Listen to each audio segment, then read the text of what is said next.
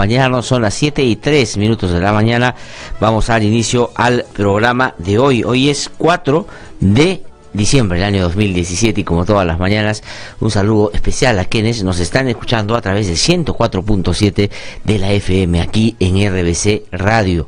Muchísimas gracias también a quienes nos siguen a través de alguna de las radioemisoras que integran la red nacional de IDL Radio y que están o se encuentran en todo el país. Muchísimas gracias por permitirnos llegar a través de su señal a los medios de comunicación, a las radios, pero también a quienes a través de estas emisoras pues nos siguen permanentemente. Muchas gracias también a quienes no tienen la posibilidad de transmitir el programa en vivo y en directo, pero muy gentilmente nos reserva un horario más adelante en su programación y también podemos llegar en esos horarios. Muchísimas gracias por eso. Gracias también a quienes nos siguen a través de algunos canales de televisión local que en distintas regiones pasan el programa y por eso tenemos un interés particular de ir mejorando también nuestra producción audiovisual. Gracias a quienes nos siguen a través de internet. Ahí es muy fácil ubicarnos. Si usted va y busca la página de IDL Radio, es muy fácil de llegar, nos podrá escuchar, también nos podrá ver y también lo puede hacer a través de la página RBC Online, donde estamos saliendo en vivo y en directo. Muchísimas gracias también a quienes desde otros medios de comunicación nos siguen permanentemente para poner en debate o incorporar algunos puntos de vista que se prestan aquí en el programa en la cobertura que hacen a los temas en los que ellos ponen énfasis todos los días cuando le dan cobertura a los mismos. Muchas gracias también a quienes nos hacen llegar sus comentarios a través del correo electrónico, a través de las redes sociales. También ahí nos puede usted escuchar y ver a través del Facebook, donde ya estamos transmitiendo también en vivo y en directo. Es decir, tiene usted todas las posibilidades para poder encontrarnos ahí donde a usted, quiera seguirnos en una radio, a través de internet.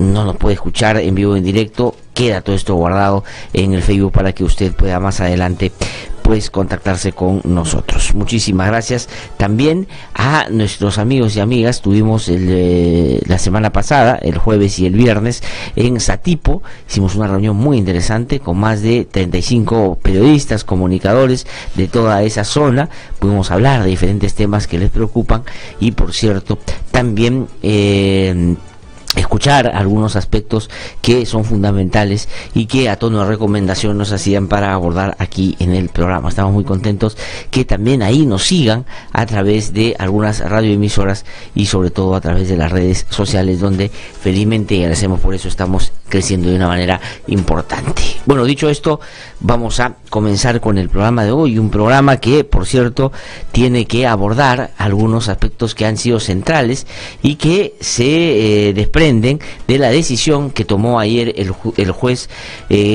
Concepción Carhuancho. A eso de las 4 de la mañana, es decir, cuando ya era muy difícil seguir los pormenores, este juez decidió lo siguiente. El fiscal Hamilton Castro, que como ustedes saben lidera el equipo especial del Ministerio Público que tiene a su cargo la investigación del caso conocido como Lava Jato, pero que incorpora también a otras empresas brasileñas, había solicitado que se le pueda o se le dé prisión preventiva a los dirigentes de por lo menos 3 empresas que fueron asociadas o se consorciaron con Odebrecht para grandes obras de infraestructura, sobre todo aquellas que estuvieron directamente involucradas en actos de coimas, en casos de corrupción. Y eso es lo que ha sucedido en la madrugada del día de hoy. ¿Qué cosa es lo que ha pasado? El primer juzgado de investigación preparatoria, que es el que preside Concepción Carhuancho, dictó 18 meses de prisión preventiva contra 4 ex representantes de las empresas Graña Montero, JJ Camet, ICSA, que fueron socias de Odebrecht. Esta medida, dice el Diario del Comercio, dictada por Richard Concepción Carhuancho, alcanza a José Alejandro Graña Miró Quesada, expresidente del directorio de Graña y Montero, Gonzalo Ferraro Rey, expresidente ejecutivo también de Graña y Montero, Hernando Alejandro Graña Acuña, exdirector también de Graña y Montero, Fernando Martín Gonzalo Camet Picone, quien fue o es presidente de JJ Camé, Contratistas Generales Sociedad Anónima, y José Fernando Castillo Divos, director general de ICSA, que es otra de las empresas que en más de una oportunidad se asoció con Odebrecht para sacar estas grandes obras y que, como todos hemos podido ya conocer a estas alturas, estuvieron inmersas en actos graves de corrupción. En el caso de Ferraro Rey, es decir, uno de los directivos de Graña y Montero, debido a su delicado estado de salud, se le impuso un arresto domiciliario en una clínica y bajo una serie de medidas restrictivas. Graña, Miro Quesada, Camet Picón y Castillo Divos son acusados del presunto delito de colusión. Adicionalmente, Camet Picone, Castillo Divos, Ferraro Rey y Graña Acuña son acusados también del presunto lavado de activos. Esto terminó a las 4 de la mañana.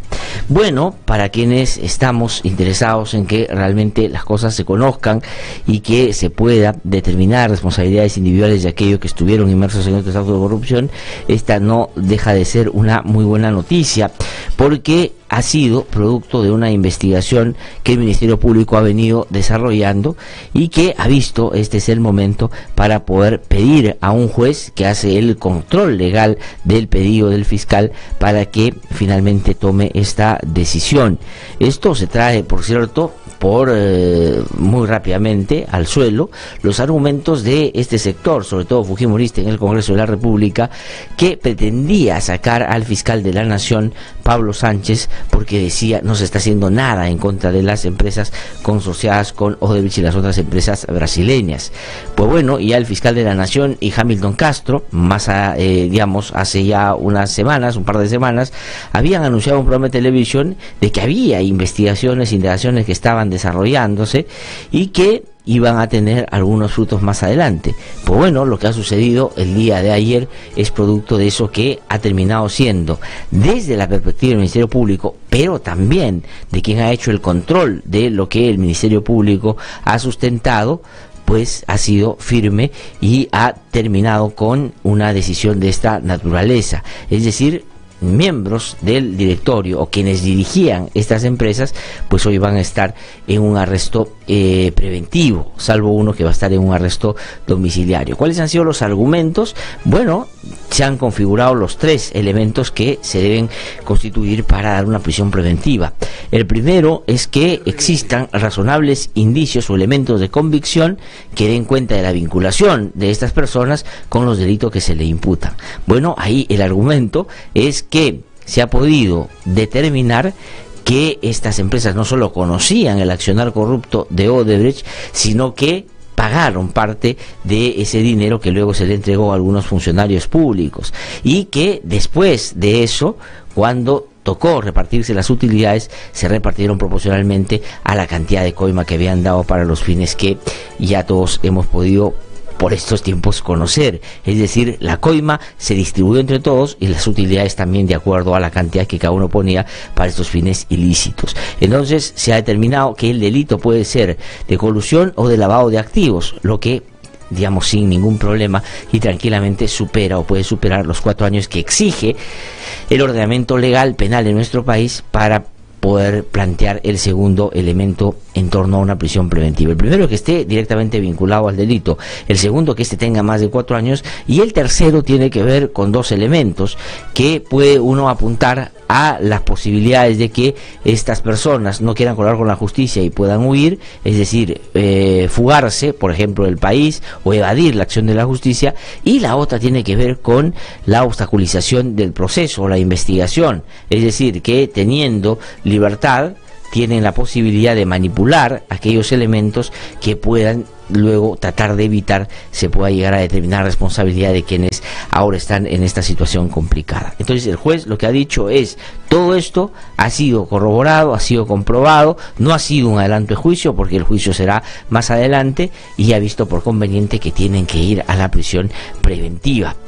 Bueno, yo, saben ustedes, lo he expresado ya en varios momentos, en general la prisión preventiva a mí me parece que tiene que ser una medida excepcional, pero en este caso creo que hay algunos elementos que podrían apuntar a que era lo correcto, y esto va a finalmente ya tomarse o materializarse a partir de hoy. Seguramente el INPE, vamos a tratar de comunicarnos con el presidente del INPE para que nos pueda dar detalles de en qué penal van a pasar estos 18 meses, y vamos a tener más información de eso más adelante. Y va a venir aquí a conversar con nosotros una persona que nosotros invitamos muy seguido, pero que es fundamental, porque creo que le debemos a él muchas de las cosas que si le hubiéramos hecho caso o prestado atención, tal vez las cosas estarían mucho más avanzadas que ahora. Va a estar Juan Pari con nosotros en un ratito para hablarnos sobre qué significa esto que ha sucedido ayer en sede judicial, pero sobre todo en perspectiva qué cosa es lo que se puede venir, pero también para hablar sobre el allanamiento del el camino que se ha hecho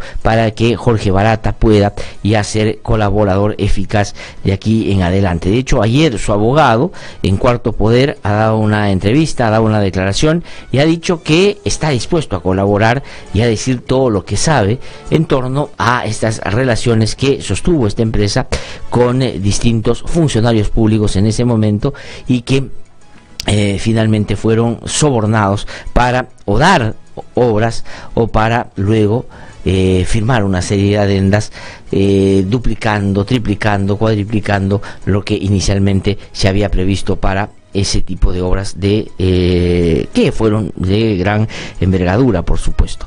Vamos a más adelante hablar de eso, pero lo que quiero también comentar, dicho esto primero, que como digo vamos a desarrollarlo más adelante, es he conversado con personas que están muy vinculadas al fujimorismo, de hecho parlamentarios, de hecho que si la gente supiera que hay alguno de ellos que ha conversado y me ha buscado en estos últimos días para contarme una serie de cosas, probablemente lo tratarían peor que a Kenji Fujimori. Y me he enterado y me ha contado muchas cosas que hacen o tienen sentido de acuerdo a los últimos acontecimientos que hemos podido apreciar en esta agrupación política, y tiene que ver con lo siguiente. Úrsula Letona, que es una de las principales voceras del fujimorismo, de hecho es presidenta de la Comisión de Constitución del Congreso, de hecho fue la directora o jefe del plan de gobierno de Fuerza Popular, y es una persona muy vinculada a Keiko Fujimori, dijo estos días algo que llamó la atención, y es que anunció, planteó, contó que Marcelo Odebrecht y la empresa Odebrecht habían intentado un acercamiento con Fuerza Popular en el proceso electoral del año 2011, y que habían anunciado que le podían dar a la candidata Keiko Fujimori unos $2 millones para su campaña, y que probablemente la anotación en el teléfono Marcelo de darle 500 más a Keiko tenía que ver con este asunto de ofrécele 2 millones y si no te acepta, dale 500 más, y que no necesariamente eso se materializó y que por lo tanto era solo una especulación de Odebrecht. Y eso claramente se constituye en la manera como ellos van a tratar de librar a Keiko Fujimori en medio de las inevitables declaraciones que dé Jorge Barata, con quien, hasta donde me ha contado alguna de estas personas, pues ya han conversado a través de su abogado para que pueda de alguna manera temperar o disipar o diluir o simplemente suavizar su declaración para no perjudicar tremendamente a Keiko Fujimori. ¿Y por qué con Keiko Fujimori tendría particular interés de no chocar? Bueno, por lo que son en el Congreso, ustedes ya lo han podido ver cuando el fujimorismo está en acción, hasta dónde puede llegar, y porque, claro, hay un anuncio a tono de amenaza de que ellos van a quedar todavía vigentes hacia el 2021 y que no conviene estar peleados con quien puede ganar la elección o puede tener un importante número de congresistas en el Parlamento de la República. Por ahí ha venido la negociación, no negociación, digamos, el acercamiento a ver si tiene resultados. Pero lo que ha dicho Úrsula Letona es lo que Barata diría. Es decir, sí, a mí Marcelo me dijo que le demos 2 millones, y yo le dije que bueno, la cosa estaba complicada, que ellos estaban muy renuentes, que no querían conversar, y me dijo dale 500 más, pero al final no quisieron y no les dimos plata. Ese puede ser el argumento ya más o menos conversado y planificado por los fujimoristas para evitar que Barata pueda dar detalles de la manera como, así como pasó con otros candidatos, también le pusieron mucho dinero a esta campaña electoral. Pero vamos a escuchar a Úrsula Letona, porque es interesante. Después el Diario de la República, y como correspondía, yo hubiera hecho lo mismo, resaltó esto en una portada, dando cuenta de que por ahí están buscando una coartada para defenderse de lo que puede ser el vínculo con Marcelo Odebrecht o con Odebrecht en general. Y ella ha empezado a atacar a la República, a criticar que es un titular malintencionado y que ella en realidad no quiso decir eso. Lo que me han contado el día de ayer es que a Úrsula Letona le han llamado la atención severamente dentro de su partido, porque eso que ella ha dicho es lo que quieren hacer, pero que ha sido una torpeza hacerlo público, porque lo que tenía que haber pasado es que eso circulara o eso avanzara de esa manera, pero sin que se enterara la opinión pública de que esa es la coartada o la estrategia que van a utilizar. Y por eso es que en este momento están en una situación tensa dentro de la cúpula del propio partido fujimorista. Pero vamos a escuchar a Úrsula Letona decirlo con sus propias palabras y luego regreso para comentarlo. Lo que entiendo es que había la intención de reunirse con Keiko y el ofrecimiento querían incrementarlo. Decían, oye, Marcelo Odebrecht quiere reunirse contigo, está dispuesto a darte 2 millones para tu campaña. Entonces, como nunca obtuvo ni siquiera un acercamiento, ni mucho menos una relación, entendemos que esto habría quedado en una mera especulación y la anotación. Nosotros nunca los recibimos, no sabemos el monto exacto, no sabemos el contenido del trámite de su ofrecimiento, porque eso yo entiendo que iba de Marcelo a Barata. Yo supongo que en algún momento alguien se debe haber acercado y haber dicho, oye, se quieren reunir contigo para aportar a la campaña. Ajá, se dan cuenta. La coartada es, en ese momento nos dijeron que querían reunirse con nosotros y que querían darle 2 millones a la campaña de Keiko, pero después ya nos olvidamos y en realidad nunca supimos cuál es el mensajero y no pasó nada porque decidimos no recibir la plata. Y seguramente dice, a eso se debe la anotación en el celular de Marcelo Odebrecht, que puso darle 500 más a Keiko y que nada de eso se materializó. Esa va a ser la coartada del fujimorismo y Úrsula Letona, y gracias por ello, lo ha hecho público, y ahora el Ministerio Público tiene que tomar con pinzas si es que Barata apunta en esa dirección, porque eso podría dar cuenta de que hay un acuerdo, una conversación previa para tratar de salvar a Keiko Fujimori.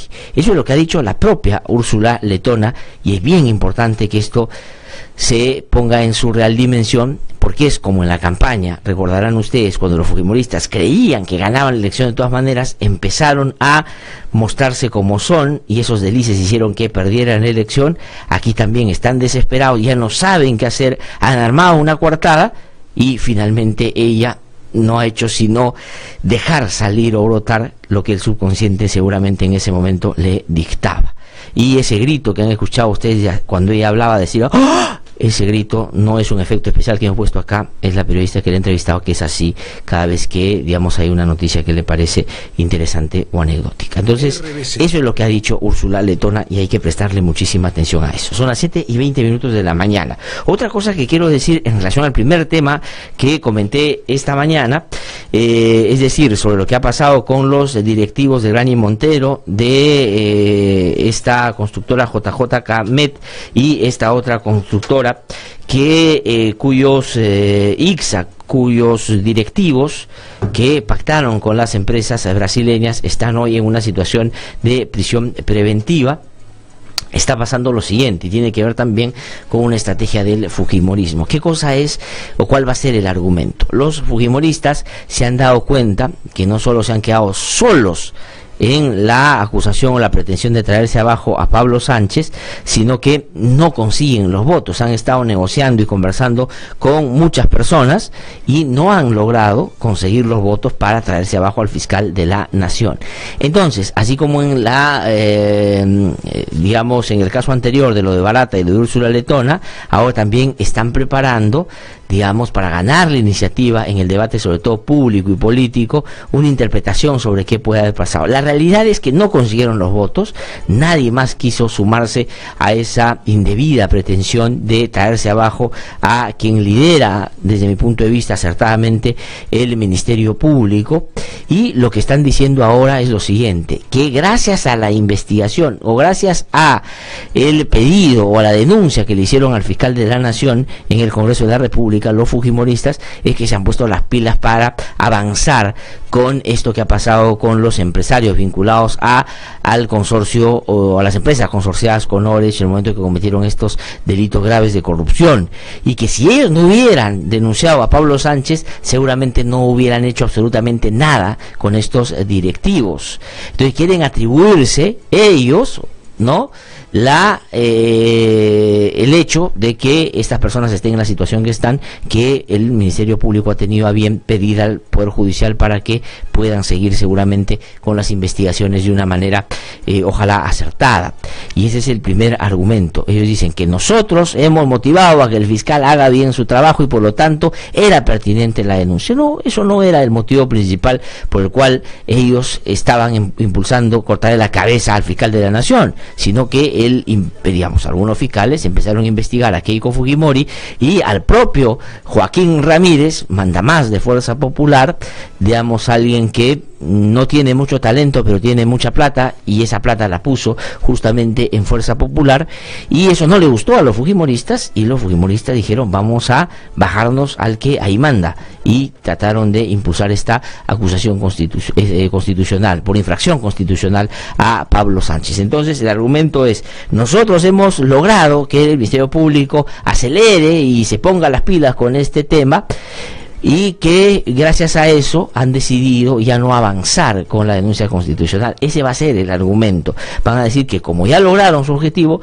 ya no quieren traérselo abajo. Y eso no es verdad, porque el Ministerio Público ya venía investigando esto y ha tomado esta decisión que finalmente ha sido convalidada por el juez. No hay que dejarnos sorprender con eso que ya empiezan los fujimoristas a dar y decir por todos lados, haciéndose ellos los digamos titulares de este éxito en materia de lucha contra la corrupción. Entonces hay que decir estas cosas con claridad.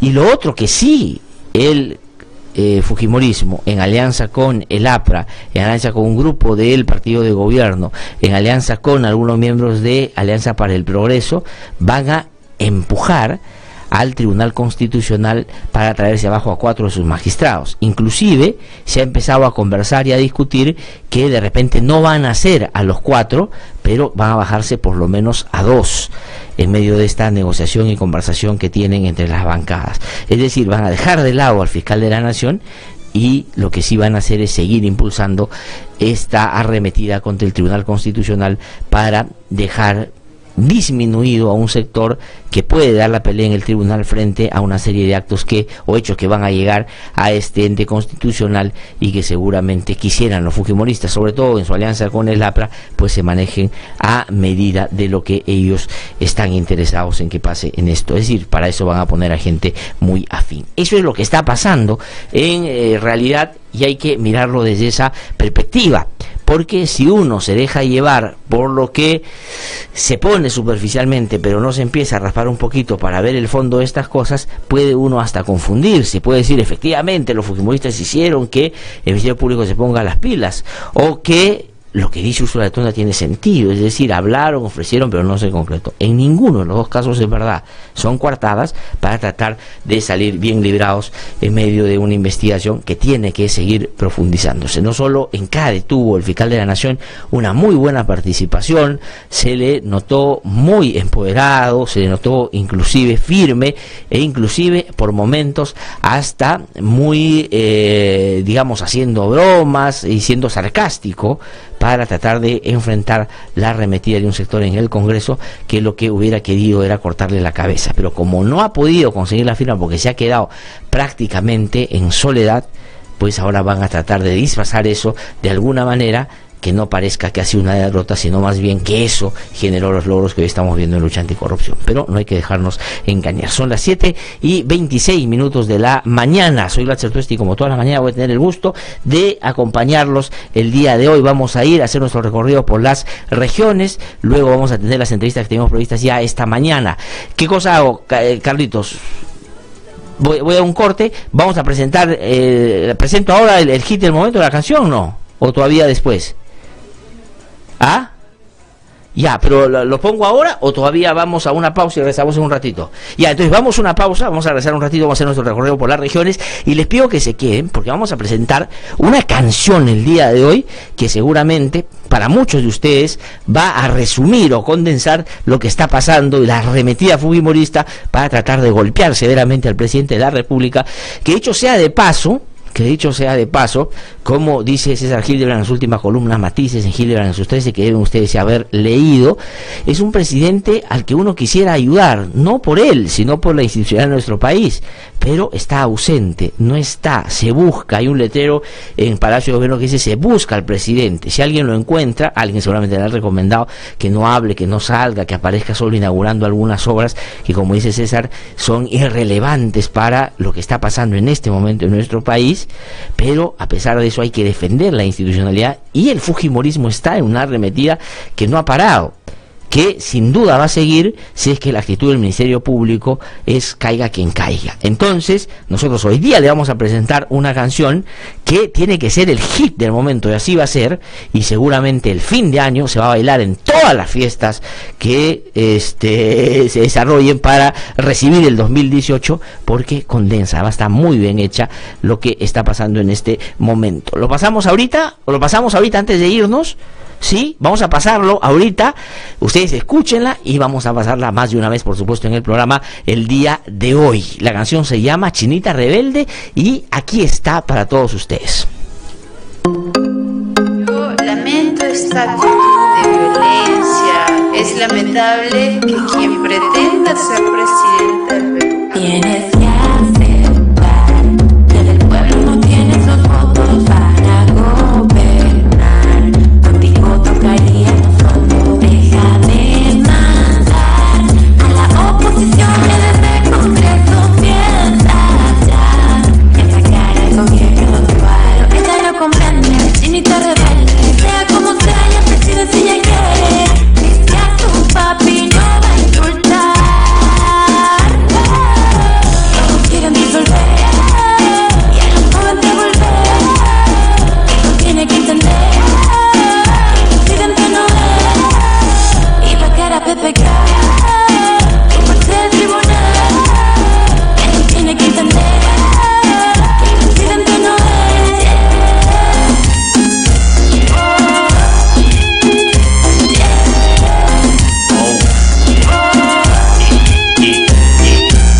Tengo la fórmula para despejar el humo y mandar sin disimulo a los corruptos por un tubo. Somos la calle que se respeta, no como los paqueteros que dicen que nos representa. Tiembla, tienes las horas contadas y el juicio final se acerca, muñeca.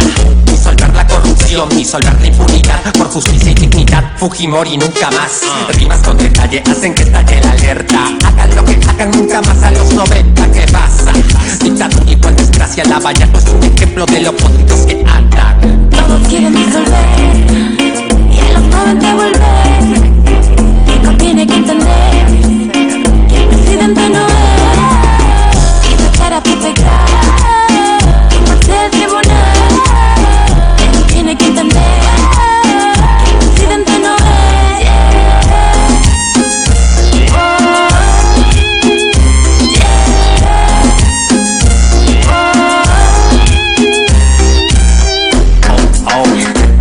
Definitivamente. Va. My name is Fáctica, como el poder. 80 Black One 148 bits. El cerebro de esta operación. No, no, no.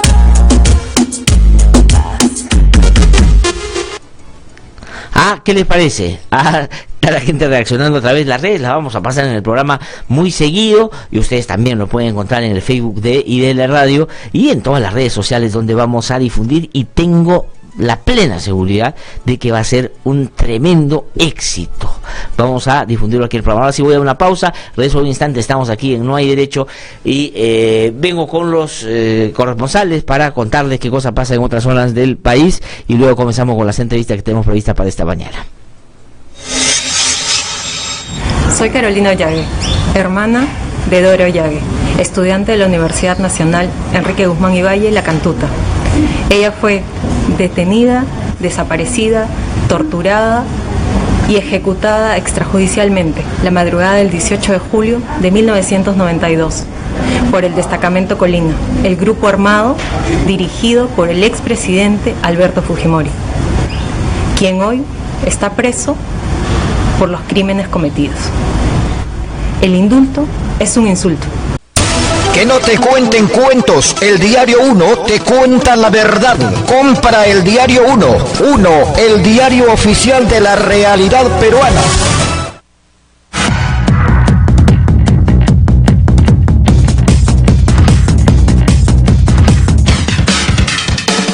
Son las 7:32 de la mañana. Estamos de vuelta aquí en No Hay Derecho y vamos a hacer nuestro recorrido por las regiones. Esto es posible gracias a la Red Nacional de IDL Radio, que nos permite llegar a distintas zonas del país. Vamos a trasladarnos muy rápidamente a Moyobamba, en la región San Martín. Ahí se encuentra Carlos Lozano con la información. Carlos, ¿cómo estás? Muy buenos días. Buenos días, Glatzer. Los agricultores arroceros aceptaron levantar su medida de lucha de huelga indefinida luego que alcanzaran acuerdos con los representantes del gobierno nacional. Se acordó excluir al arroz del sistema de franja de precios para la fijación de una tasa arancelaria fija, en un plazo máximo de 15 días. Otro acuerdo tomado es que el Ministerio de Agricultura implementará acciones para fortalecer la competitividad del cultivo del arroz a nivel nacional, relacionando al otorgamiento de asistencia técnica. Por otro lado, luego de 5 días de acatar una medida de huelga indefinida, el Frente de Defensa de Rioja y la municipalidad lograron algunos acuerdos, entre ellos la separación inmediata del gerente del Servicio de Agua Potable y Alcantarillado de Rioja. Para IDL Radio, desde Moyobamba informó Carlos Lozano. Muchísimas gracias, Carlos, por esta información desde Moyobamba, en la región San Martín. También usted nos lo está pidiendo por las redes sociales. Pueden comunicarse con nosotros a través del 9975-74815, 9975-74815, que es nuestro número de WhatsApp para que usted nos pueda escribir durante el programa.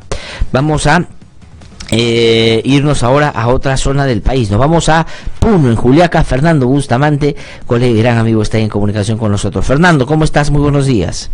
¿Qué tal? Muy buenos días. Ha causado bastante desazón la aprobación del presupuesto general de la República por los recortes que se han venido presentando. Fundamentalmente han habido análisis en el sentido de que la mayor parte del presupuesto será manejado por el gobierno central, lo que resulta ser un atentado contra la descentralización. En el caso de Puno, el gobierno regional ha tenido varios proyectos buscando presupuesto para el próximo año. Sin embargo, esto se ha restringido al máximo, lo que ha causado mucho malestar. Por ejemplo, hay instituciones educativas como el Tecnológico Núñez Butrón, que buscaba un presupuesto de 37 millones para su ampliación, que se ha visto frustrado. Son algunas de las acciones que se van presentando luego de conocido este hecho. En Juliaca, desde la región de Puno, para IDL.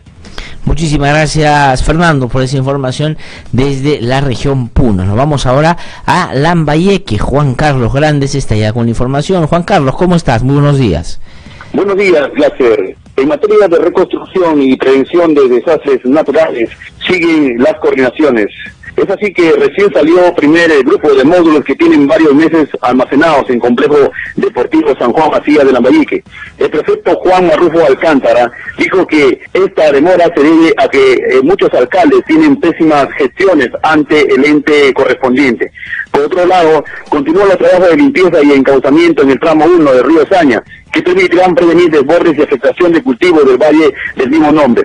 Durante la próxima temporada de lluvias, esperamos de la transparencia puesta en el ejercicio presupuestal, puesto que se emitió la resolución 0173 Minagri 2017, donde se creó veedurías ciudadanas en las que participarán las diferentes juntas de usuarios. Desde la región Lambayeque, para IDL Radio, informó Juan Carlos Grandes Tuesta. Muchísimas gracias, Juan Carlos, por esa información desde Lambayeque. Son las 7:37 de la mañana. Vamos a ir a una pausa. Regresamos en un instante aquí en No Hay Derecho. Soy Reida Cóndor, madre de Armando Amaro Cóndor. Mi hijo estudiaba en la Universidad La Cantuta y fue secuestrado el 18 de julio de 1992. Fue secuestrado por Grupo Colina, mandato de Fujimori.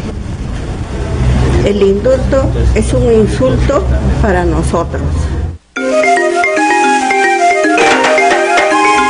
En los últimos 10 años han matado a 137 defensores de derechos humanos y otros 835 están siendo procesados. En el Perú no existe una ley que garantice su labor.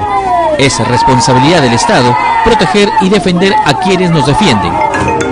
Únete a la campaña y apoya a los defensores de derechos humanos. Búscanos en Facebook como Yo Defiendo y síguenos para enterarte de sus historias. Que no te cuenten cuentos, el Diario 1 te cuenta la verdad. Compra el Diario 1, el diario oficial de la realidad peruana. RBC 104.7, la otra forma de vivir.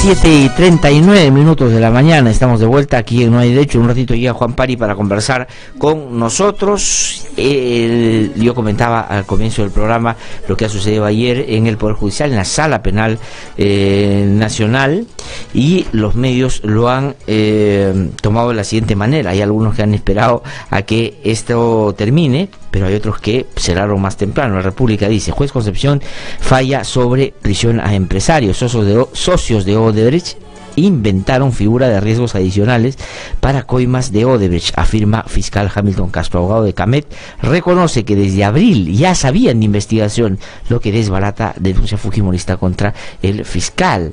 Es decir, ya venía desarrollándose una investigación.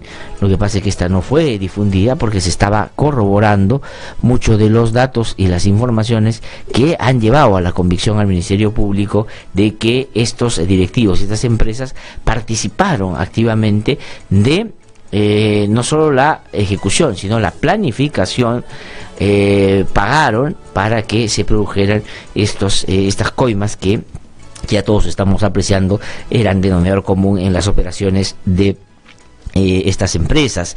Y que cómo hacían para darle esa plata a Odebrecht, es decir, cómo le pagaban la parte de coima que les tocaba para que Odebrecht sea la responsable de tramitar esto ante los funcionarios o políticos, dependiendo de qué cosa es lo que querían conseguir. Pues a eso le llamaban riesgos adicionales. Pusieron un rubro que era riesgos adicionales. Entonces operaban de determinada manera, y como cada uno que tenía que poner unos 6 millones, otros 5 millones, otro 1 millón, otro 3 millones, etcétera. Entonces, ¿cómo se lo daban a Odebrecht? Agarraban y decían: como ustedes son la empresa que está en este consorcio y que tiene en este consorcio la mayor actividad, ¿no es cierto? Por lo tanto, hace más cosas dentro de lo que está previsto y nosotros tenemos un porcentaje menor, y ustedes han asumido varios riesgos, entonces nosotros lo que le vamos a hacer es pagar por esos riesgos que han asumido. Es decir, la coima se disfrazaba, como ha dicho Hamilton Castro, de esta manera indebida como internamente se ponían estos fondos que venían justamente para pagar coimas. Es más o menos como en Odebrecht se tuvo una oficina y un departamento que estaba y existía para de manera sistemática producir coimas, digamos, de la manera como ya hemos visto en distintos países, en una oficina que estaba estructurada para estos fines, y esa parece que es un poco la metodología que implantaron también aquí en sus relaciones. Poder Judicial falla, dice El Comercio, sobre prisión preventiva para ex socios de Odebrecht. Acusación: al cierre de esta edición, el juez Richard Concepción daba la lectura a resolución contra 5 directivos de empresas asociadas con firma brasileña para la construcción de la Interoceánica Sur. Fiscal Hamilton Castro reiteró que hubo manejo irregular de utilidades de consorciadas. Abogados de procesados negaron que haya peligro de fuga de sus detenidos. Bueno, sí tenemos el antecedente o el caso de Elio Valareso, que fue vicepresidente de la CONFIEP y que en este momento está huido, está corrido, está en la clandestinidad, después de que en sede judicial se comprobó había defraudado tributos, no había pagado lo que correspondía. Pues como uno no va a imaginar que estos personajes, con la plata que tienen, con los contactos que se manejan, pues no se iban a fugar y dejar a la justicia, para decirlo en términos más cotidianos, tirando cintura. Correo dice: tienen la capacidad económica para eludir a la justicia. Fiscal Hamilton Castro sustentó pedido de prisión preventiva. Pero 21 dice: aquí hubo lavado. Hamilton Castro sustenta prisión preventiva. Fiscal dijo que socias de Odebrecht camuflaron coimas bajo la figura de riesgos adicionales. Dicen todos los diarios el día de hoy. Son las 7:43 de la mañana. ¿Qué dicen nuestros amigos y amigas en las redes? Están pidiendo que repitamos, Carlitos, la canción. ¿La podemos repetir o no? La podemos repetir, la vamos a repetir las veces que quiera la gente para que lo puedan grabar. Después vamos a ponerlo en las redes para que ustedes lo puedan descargar. Compártalo con quien quieran, porque como ha dicho Jorge Espelucín Aliaga, que es un oyente que nos escucha desde Cajamarca todos los días.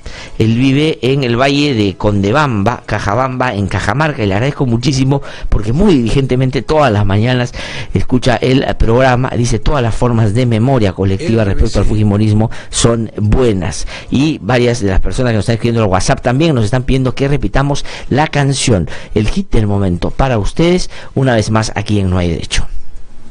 Yo lamento esta actitud de violencia.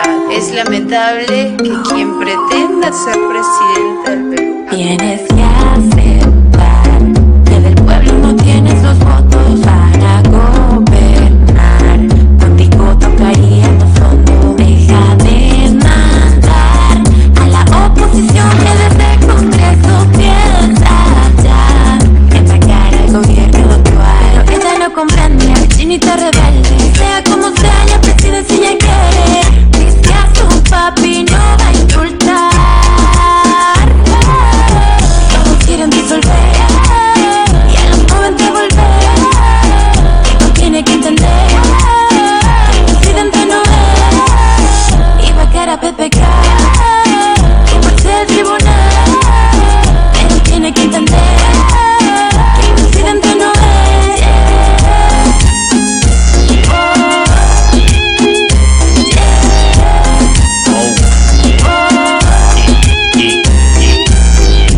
Fórmula para despejar el humo y mandar sin disimulo a los corruptos por un tubo. Somos la calle que se respeta, no como tus galleteros que dicen que nos representa. Tiembla, tienes las horas contadas y el juicio final se acerca, muñeca.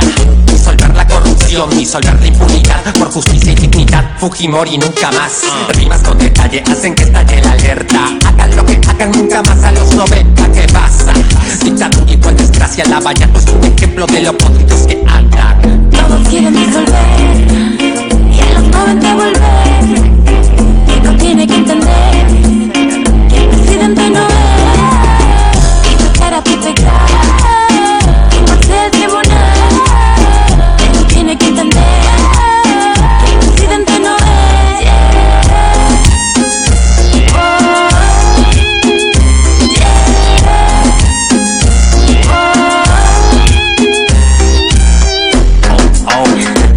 Definitivamente.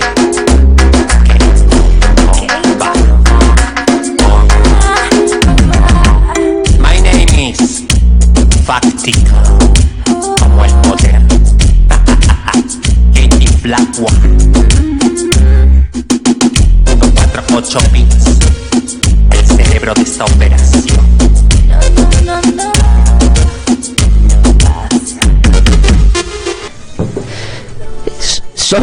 Ahí está la canción, y la gente sigue opinando en las redes. Le ha gustado mucho la canción, vamos a repetirla y después le vamos a dar todos los contactos o los datos para que ustedes puedan descargarla y bailar el fin de año, porque creo que condensa o resume bastante bien lo que está pasando en este momento en nuestro país. Son las 7:47 de la mañana. Estamos ya, como lo había anunciado antes de irme a la pausa, y temprano también cuando hacía los comentarios, con Juan Pari. Juan Pari fue presidente de la comisión Lavallato en el Congreso de la República, en el Congreso anterior.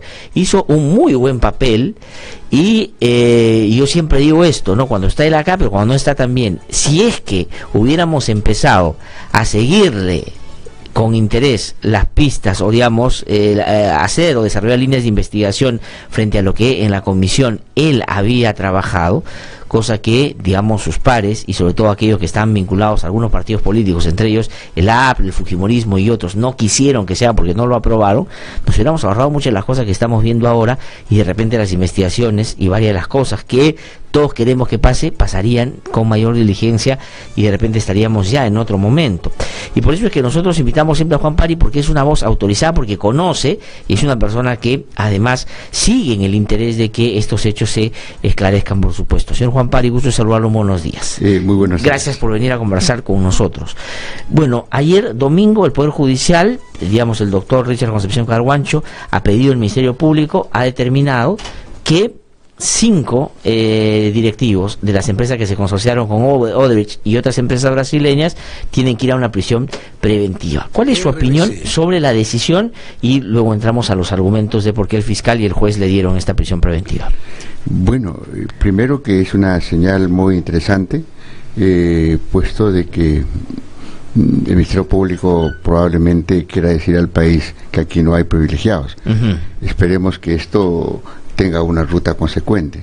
Creo que el país necesita afirmar procesos y pasos y ganar confianza en alguna institución que administre justicia. Hay mucha desconfianza, hay bastante desconfianza. Esperemos de que este paso sea un paso, pero con consecuencias posteriores, porque si no solamente estaríamos sentándonos a un caso, a una coima, a un hecho. Y el tema es mucho más complejo, tiene muchas variantes, muchas pistas. Y aquí estamos viendo a la coima de Toledo y al inicio de Interoceánica, no estamos viendo todo el espectro. En todo caso, está bien, puede ser un inicio, puede ser la punta de la madeja que nos pueda llevar a desenredar más. Pero puede ser lo otro también. Puede ser lo otro también. Es decir, que nos concentremos solo en algunos y dejemos de ver el bosque, como usted dice. Pero a la luz de lo que hemos podido en los últimos tiempos apreciar en la actuación del Ministerio Público, y en particular del fiscal Hamilton Castro, a quien hace unos pocos días se le acusaba de no haber incorporado a investigaciones a las empresas y todo.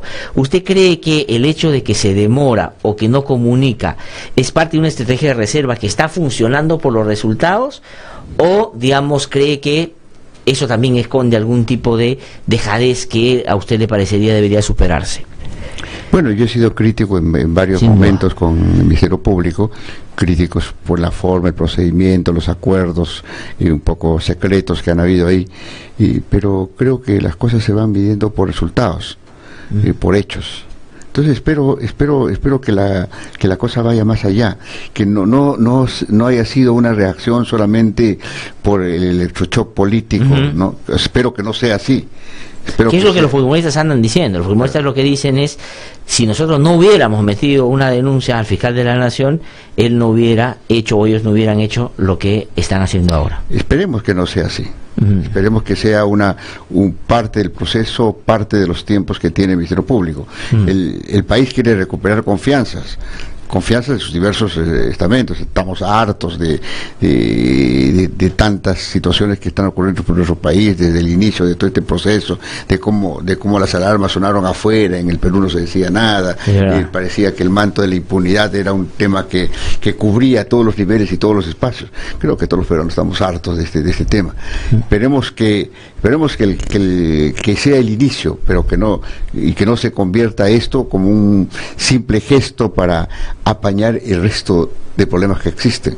El tema es muy grave. El tema el tema de los mecanismos, de cómo se fueron pagando a las empresas, los famosos certificados de pago de obra que ingresan al mercado de capitales, sirven como argumento o formas para poder dar garantía a ciertos préstamos que da el Estado, garantías que da el Estado para los privados.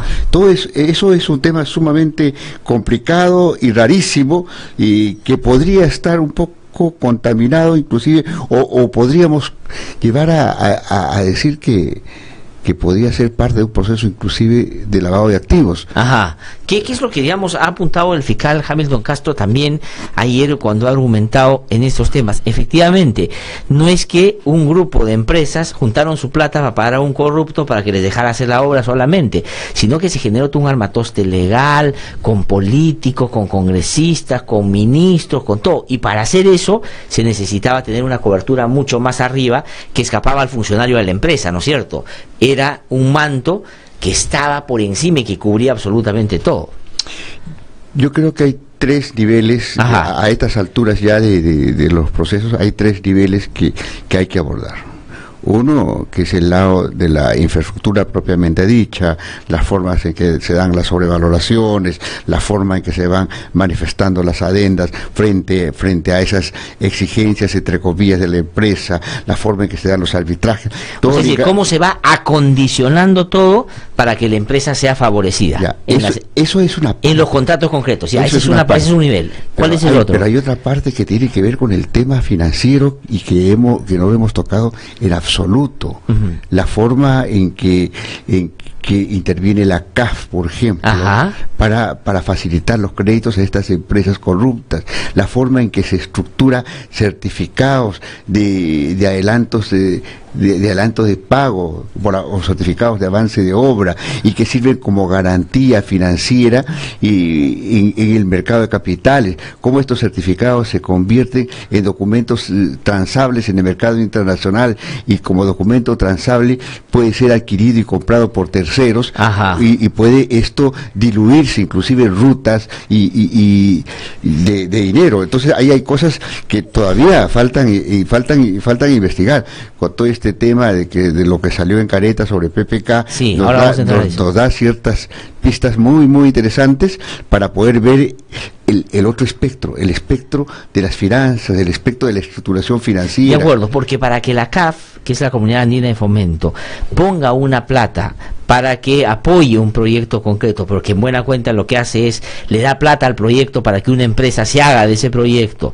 Después los otros temas que usted decía, la certificación, porque lo que tienen que saber nuestros oyentes es que, por ejemplo, cuando una empresa o un consorcio avanzaban con una obra, tenían que garantizar haber avanzado un porcentaje para que puedan pedir otra cantidad de plata y continuar con la obra. Todo eso se fraguaba muchas veces también, ¿no? El tema es que se le daba un certificado, un documento transable, y que se podía introducir en el mercado de capitales. De acuerdo, o sea, digamos, ese certificado era plata para ellos, claro, y lo podían negociar en el mercado internacional sin problema. Y era plata que era oleado y sacramentado por Ocitran, y por un señor que ahora está preso. Por Coima. Entonces, hay toda una situación financiera que todavía falta explorar.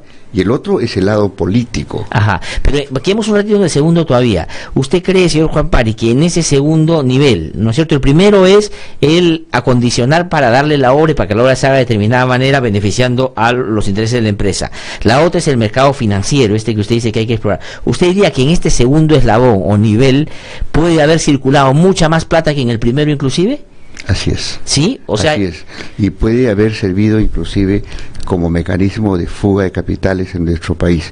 Porque al final de cuentas, ¿quiénes terminaron invirtiendo en nuestra patria? Se nos metió todo un discurso que hay que atraer capitales hacia nuestra patria, hay que destrabar los proyectos y los capitales, y todos aplaudimos, está bien, hay que traer capitales, y nos parece que nadie puede oponerse a que traiga capitales. Sin duda. Pero sin embargo, lo que ha venido ocurriendo es que el Estado peruano fue poniendo la plata, lo que venía ocurriendo es que a los usuarios financiaban la inversión vía estos famosos peajes que se les cobraba mucho más antes del porcentaje de inversión que estaban comprometidos. Claro. Se nos incluía a los usuarios en los recibos de luz para que introdujéramos plata para los riesgos del gasoducto. Claro, o en el caso de Olmos, el Perú tenía que prestarse plata para introducir dinero en la obra y que después Odebrecht salía apropiándose de esos 77 millones e incluyéndolo en la tarifa que le cobra al propio Estado. Sí. O sea, entonces ahí hay temas que... Y eso no se está haciendo nada desde su punto de vista. Claro, no. O sea, solo se está viendo porque la idea que se vende, señor Juan Pari, es: aquí hubieron empresas corruptas que se asociaron con algunos funcionarios y algunos políticos para conseguir algunas obras. Es verdad que esas obras eran grandes, pero que se hicieron más grandes porque las adendas y todo esto generó actos de corrupción con los arbitrajes. Pero esa es solo una dimensión. Usted dice que había una segunda que tenía que ver con el mercado inclusive internacional, y ha mencionado pero Pablo Kuczynski ahí, que él sí actuó en ese esquema, y lo he escuchado usted ahí en Cuarto Poder ayer decir, no es que yo lo acuse que él haya recibido plata directamente, pero que empresas vinculadas a él participaron de ese segundo eslabón, ahí es donde trabajaban ellos. Claro, entonces este segundo eslabón todavía no explorado y creo que es sumamente importante y sería irresponsable no decirlo. El tema es que en este segundo eslabón donde se emitían y se autorizaba por proinversión, porque era parte del mecanismo desarrollado por proinversión, de que el Estado peruano daba esos certificados, y certificados que servían como garantía para palanquear después dinero, certificados que no era en contraparte nada, era de posibilidades y compromisos de obra que se realizarían en el futuro, que podía ser transados ex ante. Ese es un tema. O sea, tu certificado era como tu diploma de honor al mérito, que tú mostrabas donde sea para que te den plata, lo canjeabas por plata. Es decir, claro, el Estado peruano ha dicho que tú eres un excelente empresario y eso le daba plata a la empresa. Y esos certificados fueron avalados por la CAF, por el Estado peruano, y en consonancia y acuerdo con la empresa. Si nosotros revisamos notas de Andina, que es una agencia oficial, ahí encontramos, yo le puedo decir la fecha, inclusive 7 de diciembre de 2006, ahí dicen claramente ellos, empresa, CAF y Estado intervienen para crear este tipo de certificados, y que después estos certificados sirvieron como garantía del crédito de $600 millones dado por Merrill Lynch, y Merrill Lynch no es un banco, es una empresa que se mueve en el mercado de capitales. Y eso estamos hablando de diciembre de 2006, que coincide con la fecha que denuncia Manuel Dammer. Manuel Dammer habla del 2006 y el dinero que sale para IRSA, entonces con IRSA en todo caso, y para ser más precisos, coincide las fechas, coincide el tema de que se estructuró un sistema financiero para ese crédito de 600 millones, coincide la denuncia de que fue First Capital metido en ese negocio. Ahora la pregunta resulta lo siguiente: esa estructuración financiera se realizó en diciembre de 2006, pero se estructuró Claro, no es que el mismo diciembre se armó todo eso, se vino armando. Lo que pasa es que Pablo Kuczynski era funcionario público y era su socio, Sepúlveda, el que empujaba todo eso para que PPK empatara con eso una vez que saliera de ministro. Ese es un poco el razonamiento. Claro. Esa es una hipótesis que obviamente que sí hay que demostrar, pero es una hipótesis que es bien probable que en el periodo de Kuczynski, cuando era premier, o en el periodo de Zavala, cuando era ministro, se estructuraron esos certificados para que después Odebrecht consiguiera los 600 millones. Eso quiere decir que cuando Pedro Pablo Kuczynski dice yo no recibí plata de Odebrecht y no trabajé para Odebrecht, puede ser parcialmente cierto, puede ser cierto, porque en realidad su trabajo, el trabajo de él con sus asociados, fue darle valor a todas estas empresas para que pudieran generar capitales en otros proyectos también. Claro. Las pistas que apuntan para ese lado no es solamente en lo que salió Caretas. La pista está en la declaración mismo de Marcelo Odrich, que se le contrató de consultor después. Pero preguntamos, ¿consultor de qué? Él no es especialista en construcciones, no es especialista en términos legales, su especialidad es estructurar financieramente, es estructurador financiero. Entonces hay que mirar todos los créditos que se dieron después, pero hay créditos que se dieron también en el medio. Por ejemplo, el tema de la dación de bonos para la TGP, que se da entre el 2002 y el 2004, justo cuando Kuczynski deja de ser funcionario. Pero el día 12 de julio de 2002, cuando Kuczynski renuncia, se acepta la renuncia y es nombrado Silva Ruete ministro de Economía, el mismo día 12, el señor Kuczynski firma un convenio de seguridad jurídica con el señor Eduardo Segret, justo el día 12. Y este señor Segret... ¿Quién es Segret? Es un argentino que se le dio que tenía en ese momento la gerencia de TGP, el transportador de gas de Perú. Peruano, claro. Y que este mismo señor Segret aparece después en Curto, transportador de gas.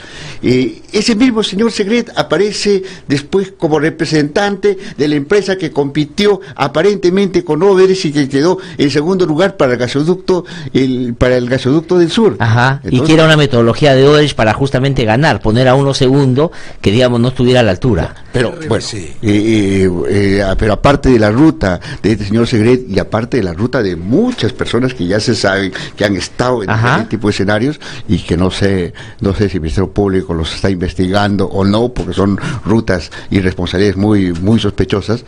El hecho es de que el día 12 de julio de 2002, el señor Kuczynski firma con este señor Segret el término de seguridad. Y Segret termina siendo clave para todo el armatoste que vinculaba al gasoducto del sur. Claro.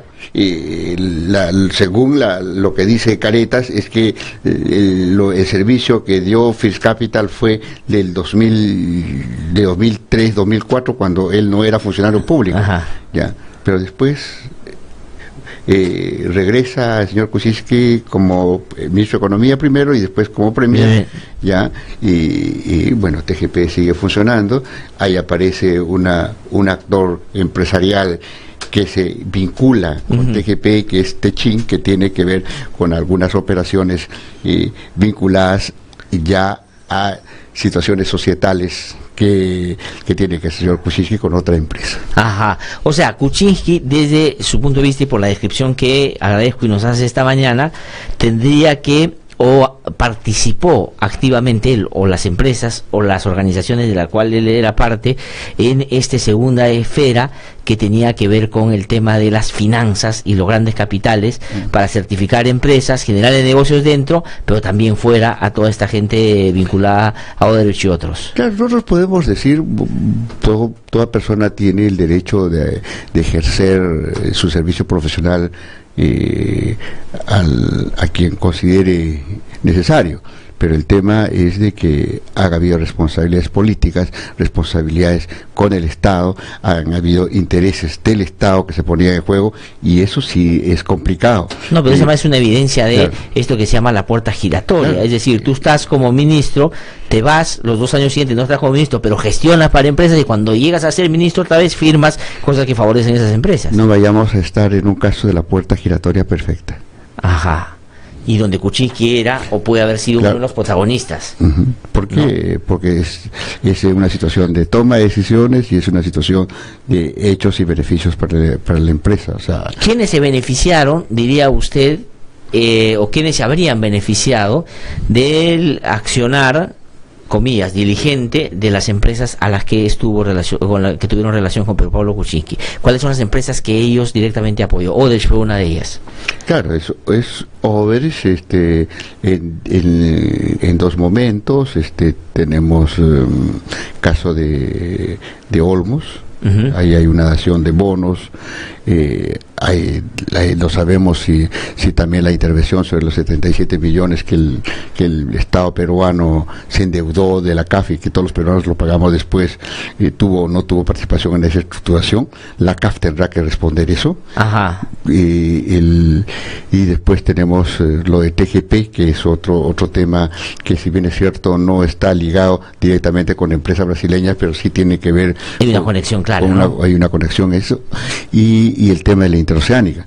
Y el tema de la interoceánica, sí, que sí, de verdad que me preocupa.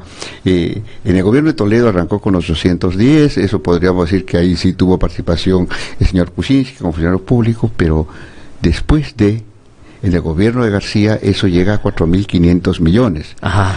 Y eso, con ayuda de un estructurador financiero muy importante, ese tipo de alianza y de relacionamiento es muy tenebrosa. Ajá, pero ¿qué reestructurador dice usted? ¿A quién se refiere concretamente? A los que participaron en esto. Ajá. Probablemente sea Pedro Pablo Kuczynski. El caso de First Capital, como First Capital ya está claro que sí que participa en esto. Sepúlveda tiene que hablar mucho sobre el tema. El señor el Ejalde, que es el otro socio de todos estos negocios y que está vinculado a las empresas también del señor Kuczynski, también tiene que ser mucho, porque ese trío es el trío que se movieron en Latinoamérica para estructurar financieramente muchos proyectos, y no solamente en el Perú, sino en Latinoamérica. Ajá. Entonces, esto podríamos estar enfrentándonos a un grupo de lobistas, ¿no? Digamos, más allá de lobistas, no es un tema solamente de gestión de intereses, sino es un tema de participación directa en las operaciones. Así es. O sea, no era solo la recomendación de hay que hacer, sino hacerlo. Claro. Ahora, ¿cuánto de plata puede haber movido, digamos, todas estas empresas? O sea, ¿con cuánto de plata más o menos pueden haberse beneficiado todas estas empresas que fueron de alguna manera asociadas por First Capital y las otras empresas de las cuales Kuczynski participó? Habría que ver los términos contractuales, ¿no? O sea, pero los créditos son claros, hay varios montos, 100 millones en términos de bonos en lo que es en lo que es la Olmos, 600 millones en lo que es la Introceánica. Pero hay otros créditos que vienen posteriormente, que no sabemos si habrá habido o no habrá habido la intervención. En 2008 hubieron 300 millones para la Interoceánica también, diciembre de 2008, y hay una aprobación de una norma que se aprueba el endeudamiento a la CAF, nuevamente aparece la CAF. Sí, pues. y entonces son varias cosas que se necesitan explorar todavía. O sea, eso es un tema todavía no trabajado. O sea, a ver, lo que quiero es, para que nuestros oyentes sigan, porque aquí están preguntando eso, ¿no? Porque preguntan, a ver, es decir, cuando Pedro Pablo Kuczynski y la gente vinculada a este gobierno, los defensores de Kuczynski, dicen que es una prueba irrefutable de que Kuczynski no trabajó para Odebrecht cuando dieron la Interoceánica, el hecho de que Marcelo haya dicho que era una piedra en el zapato. Lo que usted nos está contando es que una vez que terminó el mandato, al margen de la participación que tuvo en el caso durante cuando era ministro o primer ministro, después de eso, durante toda la época del APRA y más, Pedro Pablo Kuczynski puede haber trabajado para esas empresas, y ahí se generó probablemente mucho más recursos que cuando se le dio la Interoceánica cuando él era funcionario. Las cifras lo dicen, ¿no? ¿Cuándo es que se potencia Interoceánica y crece tremendamente Interoceánica? ¿En qué periodo? Inclusive, y ese es el otro elemento que todavía el Ministerio Público no lo asume, Contraloría tampoco lo quiere asumir. Contraloría asumió que el monto sí llegó a 4.500 millones, pero de acuerdo a la revisión documentaria que hemos hecho, el nivel de justificatorio, el nivel autorizado para Interoceánica no llega a 2.000 millones. Hay un monto mayor, cerca de 2.500 millones, que no tienen autorización ni en contrato ni en adenda. Pero se dan, o sea... Pero se dan. De acuerdo. Ahora, pero si Pedro Pablo Kuczynski era, o pudo haber sido, operador de estas empresas, fuera del gobierno de Toledo y ya en el gobierno de García, tenía que haber podido manejar, digamos, contactos a tal nivel en el gobierno de García para firmar las adendas, para generar todo de la CAF, para generar todo eso. Lo que usted dice es que podría haber Kuczynski trabajado con el APRA eso, porque digamos, ¿cuál es la participación de García y toda esta gente que está presa inclusive en los vínculos que tienen con estas obras? Y bueno, las críticas siempre se han derivado, Ministerio Público que no ha investigado, que Contraloría no ha hecho nada. El MEF que hemos tenido un conjunto de funcionarios que han estado en piezas de recambio. Si vemos los funcionarios que vienen desde el tiempo de Toledo, pasan por García y terminan en Humala, y muchos todavía se repiten, ¿no? Hasta el actual gobierno. Y toda el hecho de que haya surgido la responsabilidad de Coveñas en caso de un proyecto, pues siendo responsable de la Dirección de Endeudamiento Público, sí. Y que lo han sacado ya del Ministerio de Economía ahora. Pero temas de endeudamiento público y que ha estado sometido en nuestra patria para las diferentes obras, se dieron casi en todos los megaproyectos. Y no es solamente, señor. O sea, no Coveñas. fue una persona, sino era una manera sistemática de cómo actuaba el Ministerio de Economía frente a esos proyectos. Tenemos en Olmos, tenemos Interoceánica, tenemos el tema de Callao que hizo también bonos, se intervino el MEF. Lo tenemos en todos los megaproyectos, la intervención de la CAF, la intervención del MEF, la intervención de esa dirección donde su opinión es vinculante de acuerdo a lo que se indica. Tenemos la relación y la dependencia de esta dirección de endeudamiento con el viceministerio de Hacienda, y los viceministros de Hacienda de todos los gobiernos se está investigando y se está profundizando. ¿A ninguno? A ninguno, claro, pues. Toda esa ruta. O sea, ¿usted cree que sin la participación del MEF y de todos los que estuvieron en los últimos años en el MEF no se hubiera podido generar estos actos que después nos hemos ya enterado todos son actos de corrupción? Si hubieran tenido el control sobre eso, si no hubieran dado luz verde a todo. Y así como Ocitran, su opinión es vinculante en relación a lo que tiene que ver con avances de obra y a los compromisos de las concesiones, la opinión de la Dirección de Endeudamiento Público, su opinión es vinculante en las decisiones de endeudamiento que asume el país. Ya, entonces ahí se necesitan respuestas concretas frente a todos estos procesos que han habido con las empresas corruptas que no solamente endeudaron al país, sino el Estado garantizó el apalancamiento de esas empresas corruptas. O sea, imagínense que para mover a que el Estado certifique y avale a un privado, tiene que haber claramente esa decisión estaba vinculada a las altas esferas en el Ministerio de Economía, si no tenía el aval. Así es. ¿Cree usted que debería investigarse a todos los ministros, a todos los viceministros y los directores, digamos, de estas direcciones en el Ministerio de Economía y Finanzas? Yo creo que hay dos cosas. Si bien es cierto que los delitos tienen que personalizarse, individualizarse, ¿verdad? Pero sin embargo hay que investigar el modus operandi, la razón, los procedimientos, y si esos procedimientos son razonables o no son razonables, conllevaron o no conllevaron a que la corrupción funcione utilizando esos procedimientos muchas veces legalizados, entre comillas. Claro, porque esa era la idea, la lógica de ellos era darle a todos una cobertura, a todo una cobertura legal. Entonces cuando tú ves, en apariencia se ha cumplido con todo, pero ese todo fue parte del convenio corrupto que tuvieron para justamente no dejar huellas. Pero ahora, pasando al tema, a la tercera esfera que usted dice. La primera es los empresarios, la obra, etcétera. La segunda es el ámbito financiero. Y la tercera es lo político. Porque no vaya a ser que nos quedemos solo en la primera, beneficiando a los que metieron la mano en aspectos donde se movió mucha plata en este segundo, y en la política solo algunos, y no se toque a los grandazos, ¿no? Los dos tienen si tomamos los dos elementos, la parte de la construcción, la parte de la obra, y que solamente en eso se investiga la coima al funcionario público y no la razón de la coima, la contraprestación de esa coima, la forma en que se apoderaron de los recursos del Estado mediante esa coima, o sea, y el modus operandi para que funcione y esa coima. Entonces ahí hay cosas que necesitan explicarse, pero por otro lado también está el riesgo de reducir el tema político solamente en el aporte de campaña. Entonces son dos riesgos, o sea, lo reducimos en la coima, en la dación del dinero, y no estamos viendo todo el modus operandi de la corrupción. Eso es peligroso. Peligrosísimo.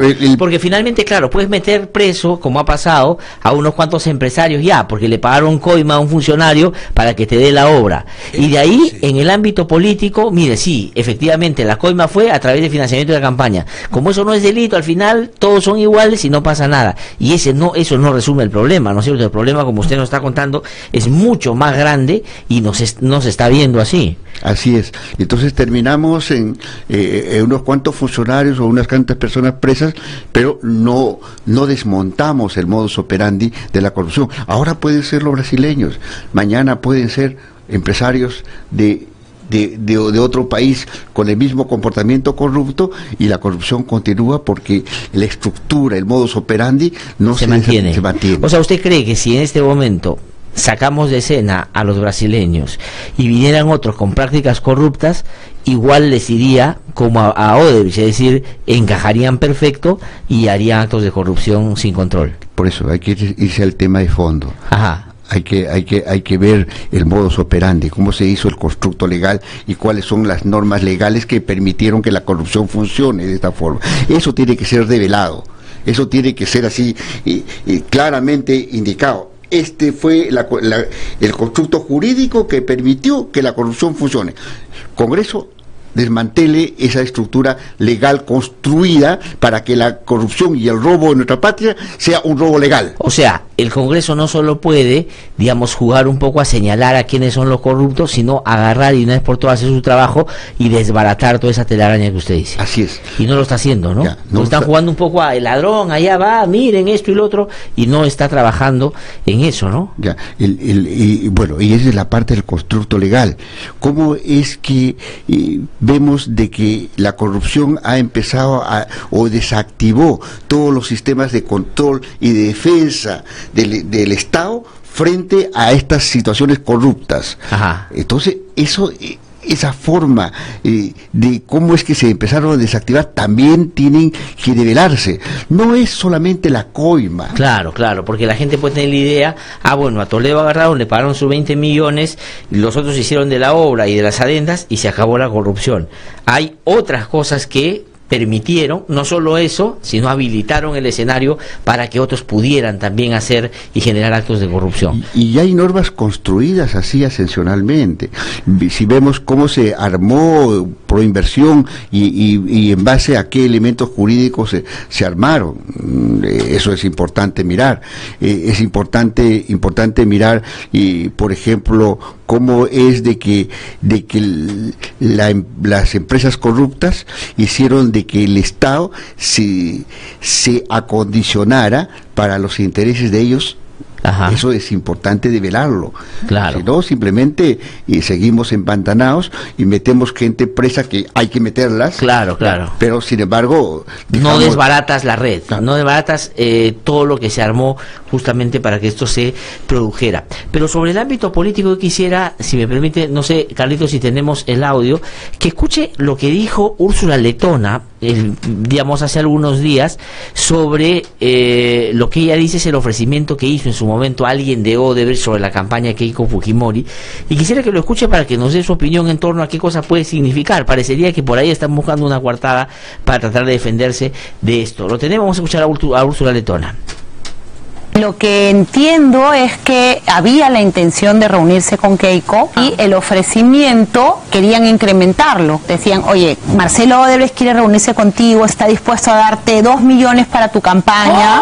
Entonces, como nunca obtuvo ni siquiera un acercamiento, ni mucho menos una relación, entendemos que esto habría quedado en una mera especulación y la anotación. Nosotros nunca los recibimos, no sabemos el monto exacto, no sabemos el contenido del trámite de su ofrecimiento, porque eso yo entiendo que iba de Marcelo a Barata. Yo supongo que en algún momento alguien se debe haber acercado y haber dicho, oye, se quieren reunir contigo para aportar a la campaña. Ahí está. Entonces, Úrsula Letona lo que dice es, parece que hubo un ofrecimiento de 2 millones y después le dijeron auméntale a esos 2 millones, pero toda una especulación que apareció en la nota, en la libreta de notas de Odebrecht, pero que nunca se materializó porque ellos ya no supieron más de ese mensajero. ¿A qué le suena, digamos, esa argumentación? Que sé, dentro del fujimorismo ha generado mucha tensión con Úrsula Letona también. Bueno, yo creo que ahí hay que tener paciencia. Barata nos dará sorpresa, supongo, frente a ese aporte y frente a otros aportes. Pero en ese caso, ¿a qué le suena lo de la señora Letona? ¿No suena como una coartada diciendo, por ahí está la salida que nos tiene que dar Barata para evitar que se conozca que nos dieron fondos? Porque, digamos, lo que dice ahí es, Marcelo Odebrecht anotó, pero era una intención, y cuando vinieron y le dijeron, oye, pero se han puesto bravos por esto, dale 500 más, entonces, pero nunca se llegó a dar. Creo que en mi experiencia de investigación todos ejercitan discursos para más o menos atenuar el golpe. Como decía mi madre y mis abuelas, hay que echarle cebito de ratón para que el golpe sea menor. En todo caso, esperemos las respuestas. Yo no quiero especular sobre eso, pero sin embargo yo creo que hay que irse más allá del aporte. A veces nos distraemos en los aportes. Hay que irse, ¿cuál es la intención de la corrupción? De apoderarse de todo el sistema político. Ahora, pero en el caso de los candidatos con posibilidades a ser elegidos, era justamente para, comillas, tomar el Estado. Pues, o sea, tú le ponías plata, o sea, digamos, no le ponían plata a Keiko porque, digamos, le gustaba su campaña, sino que le apostaban a que si ganaba, después probablemente les iba bien a ellos también. Claro, o sea, de una u otra forma, en situación de ganar o perder, iban a jugar un rol importante dentro de las decisiones políticas de nuestro país. ¿Y Alan García? Digamos, ahora que ya Pepe Graña, él decía, su amigo Pepe Graña, ¿no? Tuvo mucho vínculo con ellos. ¿Ahora qué habrá que decir sobre él? Sí, y en el CAE decía, a ver, ¿qué dice Pepe, no? ¿Qué decía Pepe, no? Claro. Sí, claro. Bueno, el señor Alan García obviamente tenía muchas relaciones con el mundo económico financiero, eso es cierto. Negó una vez, y fue bien curioso, negó inclusive conocer a Marcelo Odebrecht, eso lo negó, ahí están los audios, ¿no? Con la comisión Tejada sale ese audio. No lo conozco, pero sí lo conocía a Barata, que era un hombre espectacular, ejemplar, un hombre de inversiones, etcétera, etcétera. Flores por aquí y flores por allá. Pero creo que el señor Alan García tiene que explicar mucho en varios procesos. Hay que recordar que la mayor cantidad de proyectos que empezaron a realizarse se dieron en su gestión. Unos empezaron a operarse en el tiempo de Toledo, pero se realizaron en el tiempo de García. Otros comenzaron en el tiempo de García y empezaron a realizarse en el tiempo con Humala. Entonces hay un tema de vínculo, de puente importante del señor García frente a las operaciones de Odebrecht.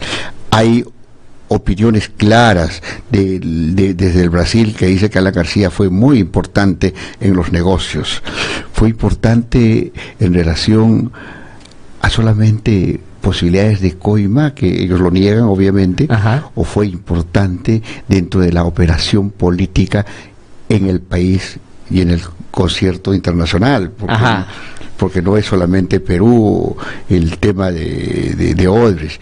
Entonces, Claro, lo que buscaran eran actores políticos que pudieran también darle una cobertura no solo nacional, sino tener una presencia un poco en la región. Y García calzaba perfectamente con eso por su propia personalidad, ¿no? Claro, el tema, por ejemplo, y eso yo lo dije, no sé, aquí en el medio, de cómo es de que estas grandes mega obras calzaban más bien a las estrategias que venían desde afuera, desde el Brasil, en uno de los casos de Interoceánica, y que curiosamente aparecen en los reportes de UNASUR sobre Interoceánica, y lo del famoso anillo energético, que es una propuesta que viene desde Chile y que Chile lo plantea a Mercosur.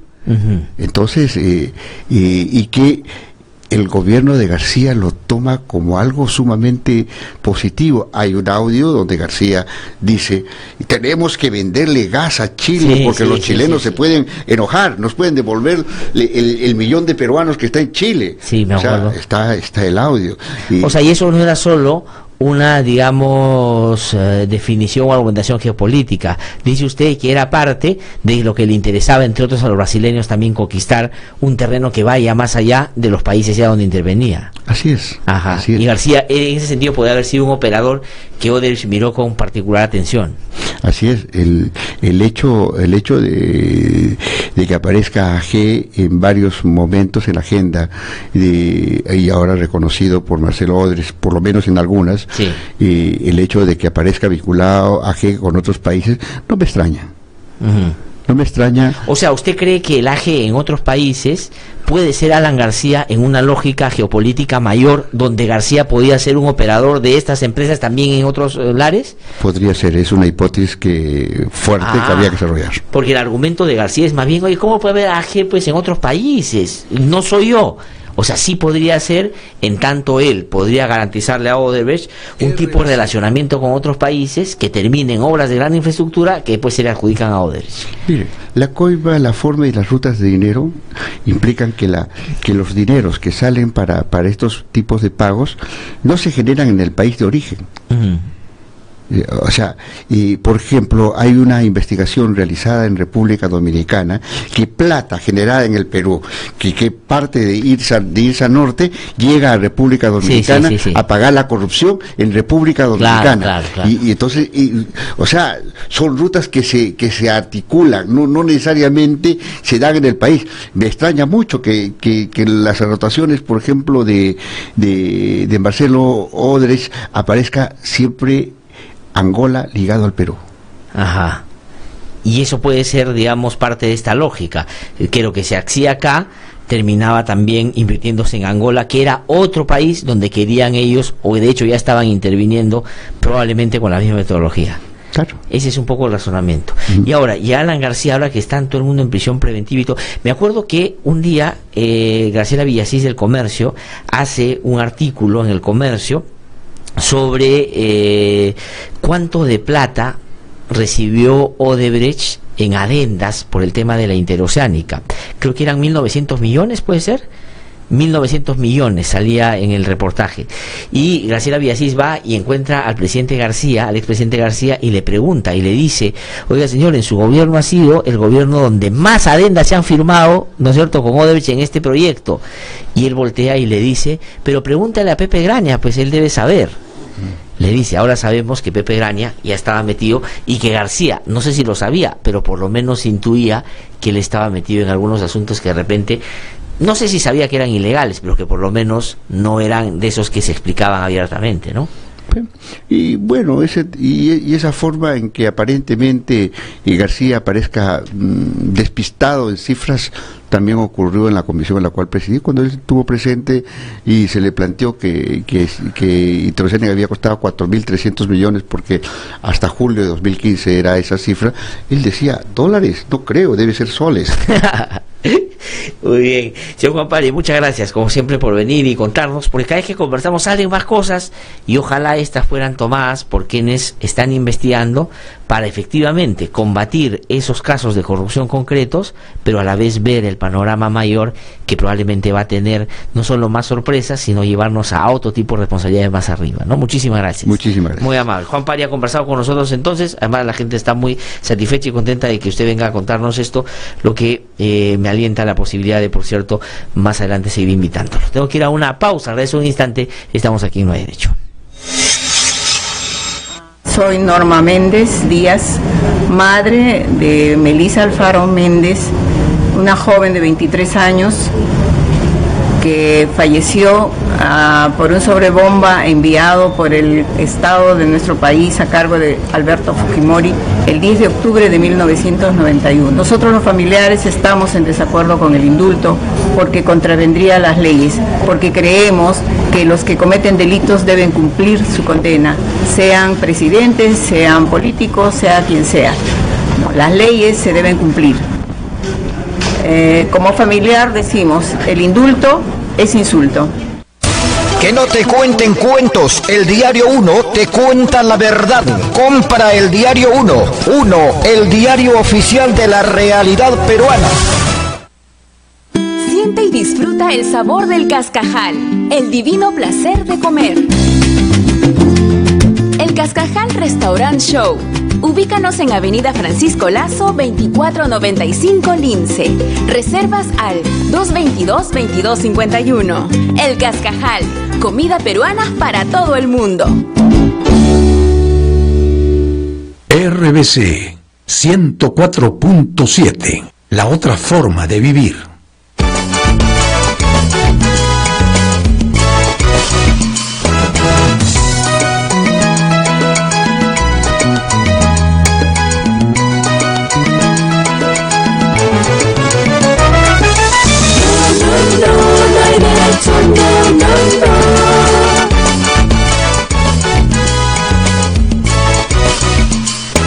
Son las 8:31 de la mañana. Acabamos de conversar con Juan Pari, que la verdad nos ha dejado una serie de temas de preocupación y temas pendientes para la investigación, si es que la voluntad fuera no solo atacar la coyuntura y generar algunos actos y hechos importantes, pero no suficientes, sino también que se pueda ir al fondo y a desmoronar o traerse abajo toda esa estructura que Odebrecht alentó, propició, pero que, digamos, no le cayó mal también a un conjunto de políticos y funcionarios que se sentían perfectamente encajados en una lógica de esa naturaleza.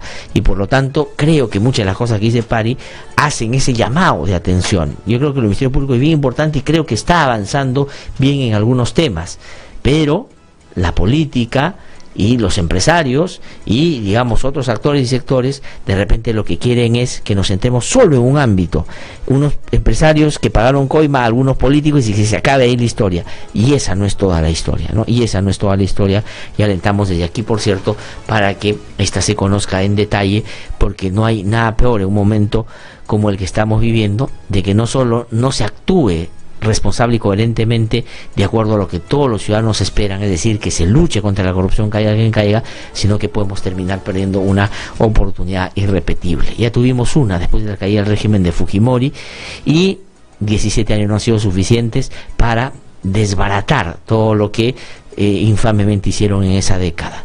Hoy día tenemos la oportunidad de, identificando claramente cuál es el problema, no solo sancionar a los responsables, sino evitar que esto ojalá se repita más adelante. Son las 8:33 de la mañana, y a pedido del público, que la verdad que están escribiendo un montón en las redes, en el WhatsApp también está reventando el WhatsApp, vamos a ponerles otra vez la música y el hit del momento. Lo vamos a repetir varias veces durante los siguientes días hasta que ustedes se la apropien y después hagan lo que quieran con ella, es decir, lo puedan compartir, difundir donde quieran. Esto es libre, es una creación libre para que se pueda poner en todos lados, porque la idea es justamente hacer memoria. Vamos a escuchar entonces el hit del momento, que se llama, ¿cómo se llama, Carlitos? Chinita Rebelde. Lamento esta actitud de violencia. Es lamentable que quien pretenda ser presidente del Perú Tienes que aceptar que del pueblo no tienes los votos para gobernar. Contigo tocaría no solo deja de mandar.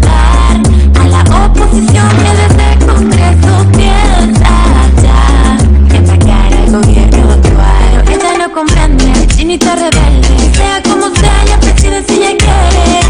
Si a su papi no va a indultar. Todos quieren disolver y a los 90 volver. No tiene que entender que el presidente no es. Iba a cara a PPK, tomarse del tribunal. Él tiene que entender que el presidente no es.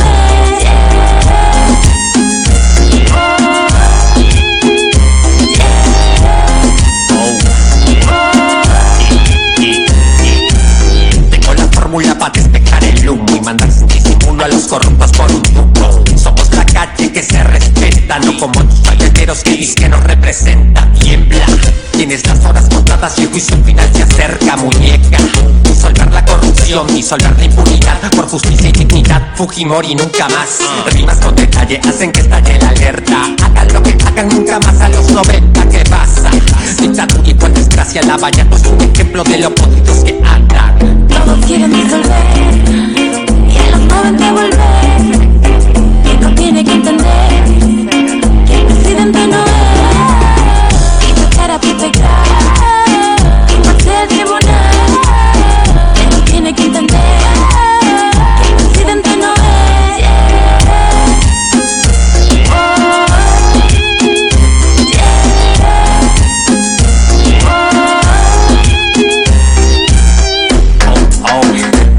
Definitivamente.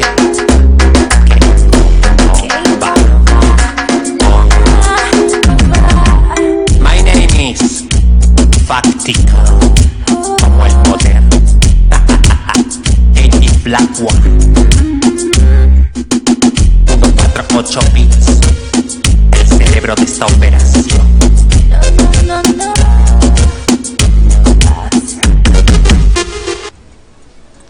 Ahí está, entonces la canción Chinita Rebelde, ustedes la pueden encontrar en el Facebook de la radio, la vamos a colgar después en YouTube, tiene una producción audiovisual también interesante. Muchos son los comentarios que están haciendo sobre esto, es una manera también de cómo plantear la situación difícil que estamos viviendo y que, digamos, puede ser manejada de determinada manera para confundirnos y tener resultados que pues nos perjudiquen a todos, si es que no estamos atentos, por cierto. Ya en nuestro país, en los últimos años, ha sido más de una vez que la calle ha hecho frente a la política insana, que lo que ha querido es someternos a momentos trágicos. O hemos parado, estando en momentos trágicos, que esto siga avanzando. Y creo que hay que estar mirando con atención y defender a quienes del sistema de justicia están avanzando en esta tarea de actuar responsablemente en la lucha contra la corrupción y evitar cualquier tipo de impunidad que venga a cualquier intensidad o en cualquier tono desde la política, para justamente no ser interpelada por esto que básicamente lo cometieron ellos. Son las 8:38 de la mañana. Estamos en comunicación telefónica con el doctor Antonio Maldonado. Él, como ustedes saben, ha sido procurador anticorrupción. Es una persona que conoce mucho los temas anticorrupción, los trabaja de una perspectiva, por supuesto, del caso concreto, está muy al tanto de lo que está pasando aquí en el país, pero también tiene una mirada internacional, porque tiene una experiencia internacional en esta materia. Ha colaborado, por ejemplo, en Centroamérica con varios procesos de lucha anticorrupción que en este momento se vienen desarrollando, digamos, en medio de una serie de turbulencias terribles. Además, miren lo que está pasando en Honduras, miren lo que ha pasado en Guatemala, pero esa experiencia nos ayuda también a mirar qué cosa es lo que hay que tratar de evitar en el país para no caer en esta impunidad que todos debemos rechazar y repudiar. Él no está en el Perú porque viaja mucho, pero ha tenido la gentileza de contestar nuestra llamada para darnos su opinión sobre lo que está pasando. Doctor Antonio Maldonado, es un gusto saludarlo, muy buenos días. Muy buenos días, don Glaser, gracias por sus palabras. No, al contrario, muchísimas gracias a usted por atendernos. Bueno, hacia las 4 de la madrugada del día de hoy, el juez Richard Concepción Carhuancho ha tomado la decisión de validar el pedido del Ministerio Público para darle prisión preventiva a los directivos de las empresas que estuvieron consorciadas con Odebrecht en el momento en el que se produjeron estos actos de corrupción que cada vez se explicitan más a partir de la evidencia que se va consiguiendo. ¿Cuál es su opinión sobre eso? ¿Qué ruta y qué vía eso podría habilitar para conseguir, entre otras cosas, conocer no solo quiénes y cómo los empresarios pagaron, sino a quiénes, de qué manera y cómo los beneficiaron posteriormente? Sí, estoy totalmente de acuerdo con la medida adoptada por el juez Carguancho. Creo que es lo que corresponde en el contexto de la investigación de un caso de gran corrupción política como es este caso. Me parece que esta es una medida totalmente legal, sustentada en los principios que informan a la prisión preventiva, proporcional, necesaria, y creo que es la única forma de garantizar la integridad del proceso. Dada, en primer lugar, la ahora más notoria vinculación de los investigados con los hechos que investigan, su participación y también en función de lo que son estas personas como entidades individuales y sociales y políticas de poder, es decir, con la capacidad de obstaculizar la investigación, con la posibilidad muy fácil de evadir la justicia. Entonces me parece que esta es una medida muy correcta, muy adecuada. Yo me alejo totalmente de quienes creen que esta es una distorsión de la prisión preventiva. Creo que eso es lo que corresponde, y me parece que este tipo de medidas son un ejemplo, un paradigma de cómo está actuando bien el Ministerio Público y el Poder Judicial en el Perú. Sí, doctor Antonio Maldonado, ahora que, digamos, están en esta condición estos directivos de estas empresas que se consorciaron con Odebrecht, desde su punto de vista, además que usted ha sido procurador y ha tenido, entre otras cosas, que ver y sacar adelante o acondicionar o empujar o promover algunas colaboraciones eficaces, ¿cree que ese debería ser un camino natural por voluntad de ellos o por interés del Ministerio Público también de conocer más sobre todo esto que pasó? Sí, creo que es interés en realidad de la justicia el de conocer por medio de un mecanismo idóneo y eficaz como es la colaboración eficaz, qué pasó, cómo sucedió, a quiénes entregó el dinero. Realmente no olvidemos que acá estamos hablando de una investigación de gran corrupción política, es decir, acá los investigados son, desde mi perspectiva, los expresidentes de la República, políticos notorios, y estas personas son las que han sido los actores de un y gravísimo daño al país, que supera, por supuesto, los daños individuales de los proyectos concretos, y se configura un gran daño al ejercicio y goce y disfrute de los derechos humanos, empezando con los derechos económicos y sociales, y luego siguiendo con los derechos civiles y políticos, porque este tipo de corrupción lesiona el concepto fundamental que reside en el corazón del Pacto Internacional de Derechos Civiles y Políticos, que es el concepto de la inclusión. Y eso le da una perspectiva distinta al interés que deberíamos todos tener por luchar contra la corrupción, porque afecta la vigencia, como usted dice, de los derechos fundamentales. Pero entonces, ahora que los empresarios ya están en esa situación, que se habilita la posibilidad de una colaboración eficaz que debe el Ministerio Público propiciar, ¿qué cosa hacer con otro actor que va a ser determinante? Habida cuenta, el propio Marcelo Odebrecht ha dicho que él es el depositario de todo lo que se tiene en torno al inventario de corrupción en el Perú, que es el señor Barata. Después de que el propio Poder Judicial ha determinado de que el señor Barata debe estar libre o exento de cualquier posibilidad de que la justicia lo apremie para que pueda ser cual eficaz, ¿le parece que se plantea un momento interesante también de ir al fondo con él? Bueno, no es el único medio o elemento de convicción que una entidad como el Ministerio Público puede tener para configurar una investigación rigurosa y completa y profunda de este fenómeno de gran corrupción política, pero indudablemente es un elemento fundamental. Y por tanto, la colaboración eficaz del señor Barata es central, es crucial para avanzar en esta investigación en lo profundo, ir a todos los detalles y sobre todo, como repito, ver la responsabilidad no de los peces pequeños, sino de los peces gordos, no los peces grandes. Acá son estos los que hacen y han hecho más daño al Perú, y por lo tanto no pueden quedar en la impunidad. Y cualquier ejercicio de impunidad como es el que está planteando el Congreso es un ejercicio delictivo, es un ejercicio criminal, y eso hay que tenerlo muy claro, ¿no? ¿Que busca qué cosa concretamente desde su punto de vista? Bueno, en el caso de una mayoría ilegítima que controla el Congreso, lamentablemente, y eso hay que enfrentarlo, lo que busca es la impunidad de su lideresa, de la señora Keiko Fujimori. O sea, buscan claramente obstaculizar la investigación. Y, por supuesto, también obstaculizar la investigación por lavado de activos que el Ministerio Público realiza contra el señor Ramírez. Y eso, en relación a lo que decía su anterior entrevistado, el ex congresista Pari, es fundamental. No solo se trata de establecer la responsabilidad penal de los individuos, de los actores, etcétera, de este caso de gran corrupción, sino de cara al bicentenario y en perspectiva de impedir que eso siga ocurriendo. Acá no solo se trata de algunas normas jurídicas que permiten la corrupción, acá la corrupción es el régimen político imperante. Esa es la corrupción que existe en el Perú y que no ha sido revelada. Estamos hablando de la corrupción que ha permitido que una minoría nacional se vuelva una mayoría en el Congreso. Es que pretenda obstaculizar la acción legítima del Ministerio Público, que desde una posición de ilegitimidad pretenda que la población los respete y los obedezca. Eso es lo que hay que combatir. El régimen político que está expresado en una constitución que es ilegítima y que ha permitido esa corrupción. Eso es lo que hay que decir con toda claridad. Acá no se trata de hacer reformas electorales solamente, ni atacar una serie de medidas jurídicas que han permitido este tipo de corrupción. Por ejemplo, las alianzas público-privadas, los secretos de justicia, las adendas, etcétera. Esto va más allá.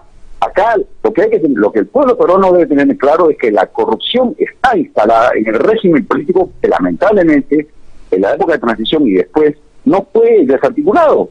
Y por tanto seguimos con una estructura que fue heredada de Fujimori. Y eso es lo que hay que combatir en el fondo. Más allá, por supuesto, de loablemente establecer las responsabilidades individuales de quienes sean. Sí, ahora, y no se ha podido avanzar en esa tarea de desbaratar todo eso que en la época de los 90 se construyó, porque los mismos políticos, digamos, que tendrían que haber hecho esa tarea, viven, digamos, con mucha naturalidad en un escenario y ahí también, digamos, procesan sus propias desgracias, problemas y hasta a veces delitos. No sé si usted ha tenido la posibilidad, doctor Antonio Maldonado, de escuchar a Úrsula Letona en una entrevista que diera la semana pasada, haciendo una interpretación bastante particular y auténtica sobre qué cosa dice que pasó en el proceso electoral, no el último, el anterior, cuando Marcelo Odebrecht les ofreció una plata. No sé si podemos ponerle al doctor Maldonado el audio de Úrsula Letona para que usted nos pueda comentar si es o no eso una coartada o un adelanto de opinión sobre lo que quisieran que diga Barata. Vamos a escuchar lo que dijo Úrsula Letona. Lo que entiendo es que había la intención de reunirse con Keiko y el ofrecimiento querían incrementarlo. Decían, oye, Marcelo Odebrecht quiere reunirse contigo, está dispuesto a darte 2 millones para tu campaña. Entonces, como nunca obtuvo ni siquiera un acercamiento, ni mucho menos una relación, entendemos que esto habría quedado en una mera especulación y la anotación. Nosotros nunca los recibimos, no sabemos el monto exacto, no sabemos el contenido del trámite de su ofrecimiento, porque eso yo entiendo que iba de Marcelo a Barata. Yo supongo que en algún momento alguien se debe haber acercado y haber dicho, oye, se quieren reunir contigo para aportar a la campaña. Ahí está, Úrsula Letona, que digamos no es cualquier congresista, ha sido jefe del plan de gobierno de Fuerza Popular, presidente de la Comisión de Constitución. ¿Qué opina sobre esos dichos? ¿Qué cosa es, qué reflexión hace sobre eso? Sí, en primer lugar, es una ruptura importante respecto de la versión que antes de estos dichos daba el fujimorismo. O sea, recordemos que la versión era que se trataba de una señora que no había, me refiero a Keiko Fujimori, como candidata, no había tenido ningún tipo de relación, no había, es decir, ni siquiera como había estado en la capacidad que hoy la señora Letona dice que estuvo la lideresa, o sea que de alguna manera llegó una proposición que según la señora Letona fue rechazada. O sea, en primer lugar hay que decir que acá hay otra versión, una versión 180 grados diferente de la dada originalmente. Y en segundo lugar, lo que me parece es que es un intento de control de daños respecto de lo que el señor Barata va a decir. El señor Barata no estoy seguro que no va a decir solamente que mire, intentamos darle y no pudimos darle. Vamos a ver qué dice Barata, pero desde mi perspectiva lo que va a decir es lo que va a confirmar el modus operandi no solo de Odebrecht en el Perú, sino fuera del Perú y en tantos países donde ha actuado, que le dieron plata a políticos, a presidentes, a actores políticos que tenían expectativas de presidente, y por supuesto la señora Fujimori estaba en la lista número 1 de posibles candidatos de éxito en la carrera hacia la presidencia. Entonces, me parece que son esas dos cosas. En primer lugar, hay una ruptura importante en el contenido de la versión que ahora se da, que demuestra evidentemente que la anterior era una burda mentira, y la segunda, que es un intento de controlar los daños. Yo no creo que sea porque fuera de serlo así, sería una burda maniobra que solo dañaría a Barata y la Cata, de pretender dictarle el guión a Barata. Yo creo que lo que está en juego es el cuello de Barata, es decir, si Barata no colabora sincera y eficazmente con la justicia, va a la cárcel. O sea, colaboración eficaz no es impunidad, colaboración eficaz no es un pacto de impunidad, es una negociación en la medida en que el colaborador brinda información que se verifique, y una vez verificada se valora lo ofrecido, lo dado a cambio de un cierto perdón en las investigaciones, en las sanciones. Aquí sabemos lo que es la colaboración eficaz, pero yo creo que es un burdo intento de controlar lo que va a venir. Lo que va a venir va a ser muy serio, y ahí vamos a saber, espero yo, finalmente, que no solo AG es el señor García, sino que además cómo dio el dinero, cómo se dio el dinero, cómo se recibió, etcétera. O sea que yo creo que eso es solamente la punta a un iceberg mucho más grande y más grueso, y creo que de gran trascendencia para la vida institucional, política, jurídica y económica del país. Sí. Ahora, doctor Antonio Maldonado, muchas personas en las redes que nos están siguiendo, agradeciendo que usted pueda conversar con nosotros, se preguntan sobre AGI, sobre Keiko justamente, y por qué, pese a que a todos los otros les pasa algo, a ellos no le pasa nada en estas investigaciones. Bueno, evidentemente son los sujetos de la investigación con más poder político, ¿no? Y es indudablemente son los dos desafíos más grandes que tiene el Ministerio Público, y estoy seguro que el Ministerio Público, bajo el liderazgo del fiscal de la Nación, no se va a dejar amedrentar ni va a actuar tímidamente ni en forma rigurosa. Yo creo que lo que veremos próximamente, a partir de sólidos elementos de convicción que brinde Barata, son actuaciones firmes y rigurosas del Ministerio Público que se traduzcan en pedidos rigurosos de limitación de la coerción, de la libertad personal de los investigados. En este caso, por lo que usted me pregunta, el señor García y la señora Fujimori. Yo creo que acá el principio de la igualdad ante la ley debe ser impecablemente respetado y aplicado. Me parece que hasta ahora lo está haciendo muy bien el juez Carguancho. Yo he discrepado públicamente quienes creen. Son las 8:52 minutos. Mala idea es arbitraria. Yo creo todo lo contrario. Yo creo que es absolutamente correcta.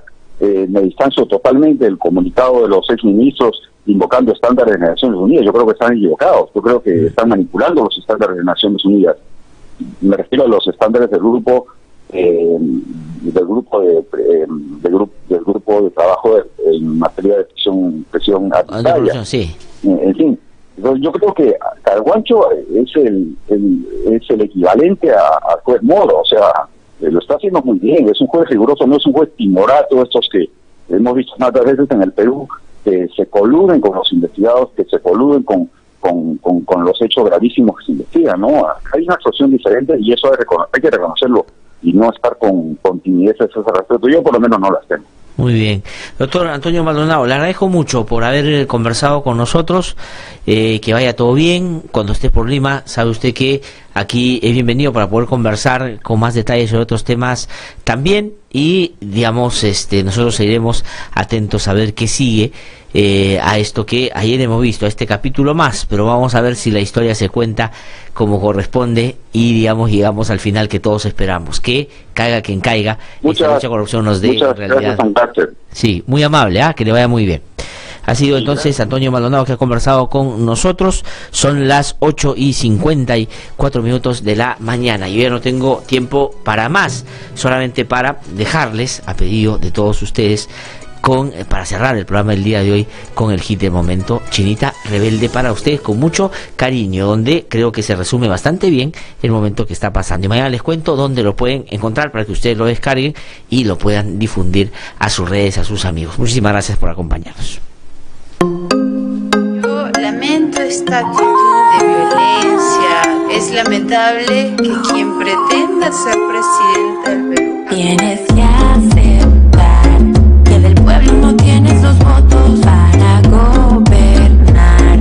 Contigo tocaría los fondos. Deja de mandar a la oposición que desde el Congreso piensa ya en sacar al gobierno actual. Pero ella no comprende, chinita rebelde. Sea como sea, la presidencia ya quiere. Dice a su papi no va a indultar. Todos quieren disolver y a los 90 volver. Esto tiene que entender que el presidente no es. Y va a cara a PPK y pase el tribunal. Él tiene que entender que el presidente no es.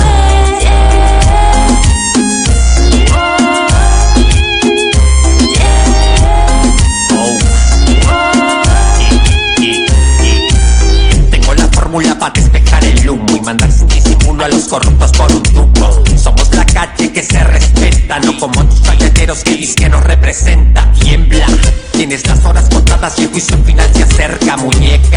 Disolver la corrupción, disolver la impunidad, por justicia y dignidad, Fujimori nunca más. Rimas con detalle hacen que estalle la alerta. Hagan lo que hagan, nunca más a los 90, ¿qué pasa? Dictadura igual desgracia, la valla pues un ejemplo de lo podridos que andan. Todos quieren disolver y a los 90 volver. Esto tiene que entender que el presidente no es. Y sacar a PPK y pase el tribunal. Él tiene que entender que el presidente no es.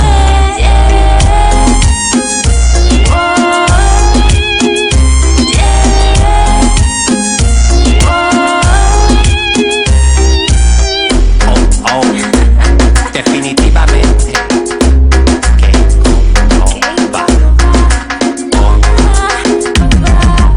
My name is Factical, como el poder. Katie Blackwood 148 bits, el cerebro de esta operación. No.